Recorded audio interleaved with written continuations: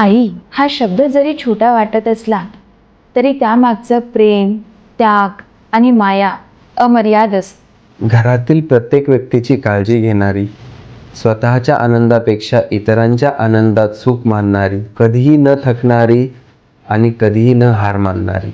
आपण आजारी पडलो तर आपल्यासाठी रात्रभर जागणारी व्यक्ती म्हणजे आई असते. आपण दुःखी असलो तर आपल्याला धीर देणारी व्यक्ती म्हणजे आई असते. आणि आपण यशस्वी झालो तर आपल्या आनंदात सगळ्यात जास्त आनंद मानणारी व्यक्ती म्हणजे आईच असते. डॉक्टर म्हणून आम्ही रोज अनेक रुग्णांना भेटतो, परंतु प्रत्येक रुग्णामागे काळजी करणारी एक व्यक्ती ही एक आईच असते. आज मदर्स डे निमित्त सर्व मातांना आमचा मनापासून सलाम आणि धन्यवाद. तुमचं प्रेम, तुमचा त्याग आणि तुमची माया ह्यालाच खरं तर जगातील सर्वात मोठं औषध म्हणता येईल.